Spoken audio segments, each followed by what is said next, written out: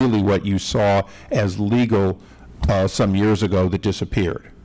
Many of the people that worked for my family for many years, even generations, have stated to me that if there was a legitimate program where they could, work here with opportunity, but then return home to their own farms and their own towns, they would very much appreciate that. And so I think there just has to be a program that addresses the agricultural economy and in our country, food production.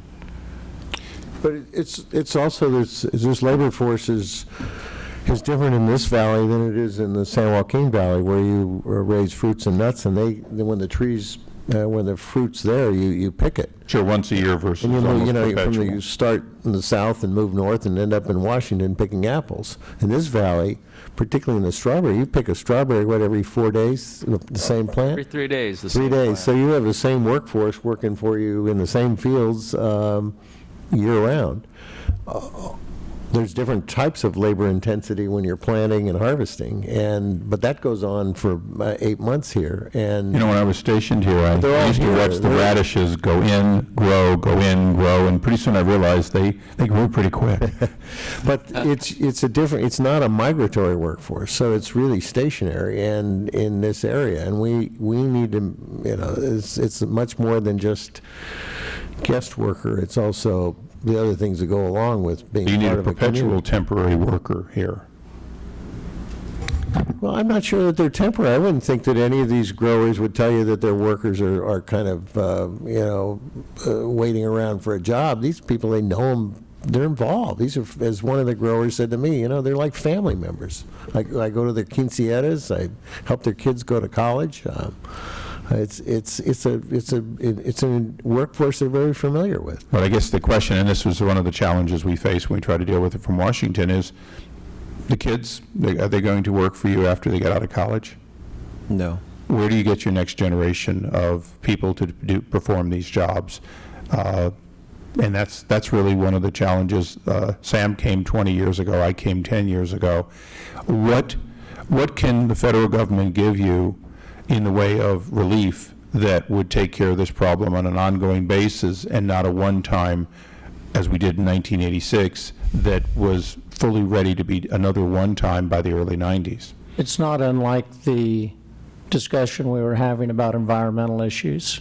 There's some science there, and there's some facts in the labor deal. And I disagree with Jim just a little bit and say that it's not that people in our culture won't do this job. It's that people in our economy don't have to. And so what drives people to come from Mexico or Central America to work in our agricultural areas is the opportunity. It's economic. And that economic difference is, it's science. I mean, it's fact. It's not going to change. And I have virtually 100% of my permanent employees are American citizens. They weren't when they got here. Their kids are going to college. They're not going to come back and be farm workers. Then they have come to the land of opportunity. They've experienced the American dream, and certainly not all of them, but enough of them so that you continue to need to have people who see that there's an economic opportunity. Ag jobs, I mean, the thing that fascinated me about that is you had the far right and the far left and UFW and Farm Bureau in one room. Just what Sam was saying. Bring everybody into one room and work out something that everybody can live with. We have it, ag jobs.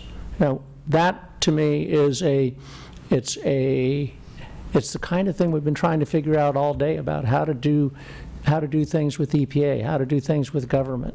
We have a labor solution which is a license to be here and go home. And you contribute to the American economy, you support our ag economy, and to a large degree you don't become a burden on it. What portion, if we were to have a bill that provided for a guest worker program that came here, received, if you will, I use this word in parentheses, prevailing wage, because I want to leave that decision for later. could not remain here permanently, must go home at least annually, must renew their ability to come back year after year, and had no inherent pathway to citizenship in the basic bill. If Sam and I were to author that as an ag jobs bill, with those basic provisions, what percentage of your problem would that kind of a system take care of? 10%, 50%, 90%, 99%? And we'll presume for a moment that nobody's opted out of it, that to a certain extent, because this is one of my passions, is if someone's been here under a broken system and they're willing to go into a fixed system, we should not say, no, we got to go get some third party that's never been here. So we'll presume for a moment we're talking in many cases about the same workforce that E-Verify stands looming in front of elimination. Mr. Nassif. As an old ag labor lawyer for many years, and having I worked... was just telling Sam, you've been out of being an ag labor lawyer for a long time. Now you're pulling yourself back in. Yeah, I don't have any choice with this immigration reform with H-2A, unfortunately, and now card check here in California. Certainly, something like that would work for agriculture. The problem has always been, how do you get both sides of the aisle to agree on a solution? We got the UFW to agree on ag jobs, or they got us to agree because we all gave a little bit. And what the UFW wanted was a pathway to citizenship. And what we wanted was some other protections because we needed the workforce, whether they had a path to citizenship or not. That's a completely different and separate issue. But assuming that a bill like yours could pass, that would solve most of our problems for our workforce. But the thing we need to make sure everybody understands, and I've been preaching this for a long time, is agriculture is for secure borders. We are for workplace enforcement. We are for employer sanctions. We are for E-Verify. All we ask is that before you implement something like E-Verify and employer sanctions, you give us a basic method of bringing a legal workforce to the United States. Whether that's a guest worker program, whether that's ag jobs, whether it's some permutation. Between those, it doesn't really matter as long as we have that. But for the House of Representatives to push an E-Verify bill for every industry with no understanding or desire to understand that agriculture is completely different. We're only 10% of probably all the illegals in the country, and yet everybody thinks it's all ag. Well, 90% of it is all these other industries that use these illegal laborers. All ag wants to do is just take into consideration the fact that we ask unemployed Americans to do the work, and we don't get any response from unemployed Americans. So the law provides us the ability to go out and get foreign. But then you take that law, the H-2A that we have, and you have the Department of Labor, which has no desire to see that a successful program, that wants to make it as difficult as possible for us to get these people, who is refusing H-2A applications in record numbers and trying to make it expensive.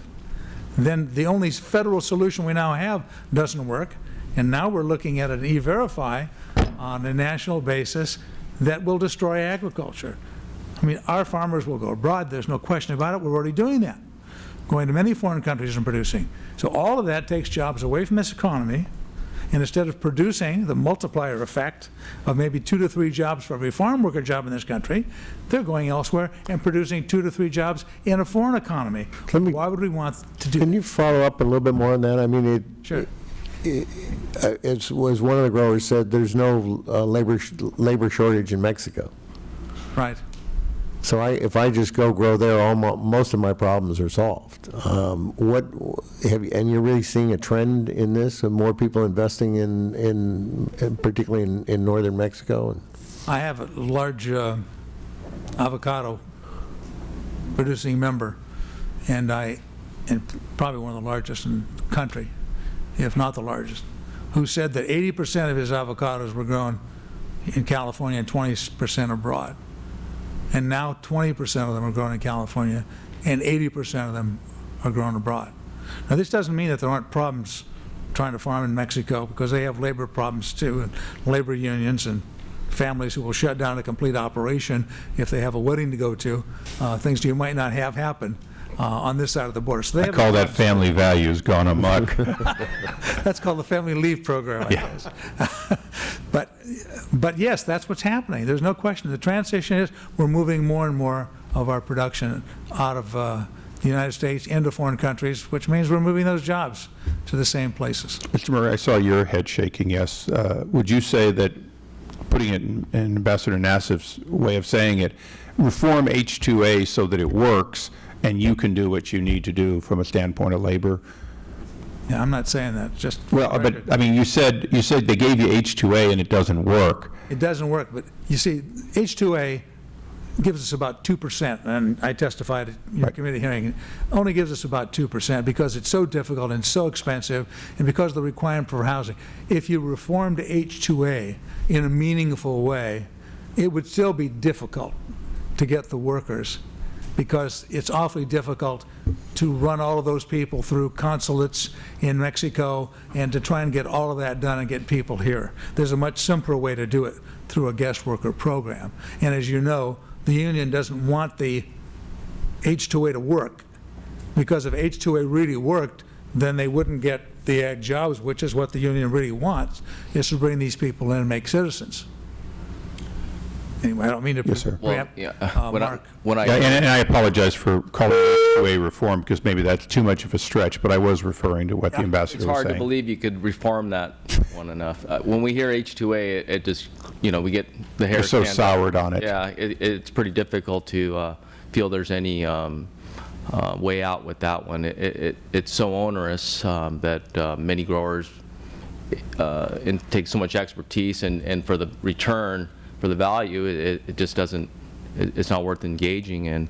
So we need a clear guest worker program. And, it's interesting, I've traveled to Spain, because Spain's another large strawberry growing area. And in the past, you would go out to these fields, and you would actually see, I don't know, no offense, but blonde-haired ladies picking strawberries everywhere. And it was just amazing to me. I was like, well, what's going on with this? And they go, well, oh, these ladies are from Poland or Romania. And they had this guest worker program that brought in over 100,000 people a year to pick strawberries. And the interesting thing, though, I just had some Spanish visitors come visit me. With the unemployment rate so high in Spain, and especially in some of these towns, they say up to 30% unemployment, 15 to 30% unemployment, things have changed again. And the reason why it's changed is when Poland got admitted to the EU, and now there's a legitimate way for those ladies now to go into the northern European countries and get jobs in different industries. The strawberry picking has become, not as desirable again, or agricultural jobs have not become desirable once you've had a program that allowed them, free will to go wherever, and because they're part of the European community now. So now it took extreme unemployment, maybe 30%, for people to actually start to filter back in to agree to start picking strawberries again. And that's, for the Spanish guys that have relayed this to me, they go, wow, it took that much to make it happen. But it has to be specific, and it has to be nimble. And that's what was very inspiring to me, that some way they were able to put in a nimble program to be able to bring in the guest workers to pick these perishable crops. We cannot engage in something that maybe you're going to be having 30 to 40 people successfully applied and entered into a program in a couple months. Agriculture doesn't work that way. I mean, we have nature sets our deadlines, and we're going, and if you don't, the crops are rotting in the field. So it has to be a nimble program. Well, the Europeans have a kind of an interesting common sense one, that they do essentially have open borders as we do between the states. I think the difference in the European Union with the new Eastern European members is you have essentially a Mexico economy that is now part, not completely, but part of it. So there's a natural economic migration that goes on. And just like I think you said earlier, those people do not come to Spain for the most part to stay in Spain or even to Ireland. They come in order to earn money, they save at a higher rate, and they are part of why Eastern Europe is also seeing a huge amount of investment with people that have earned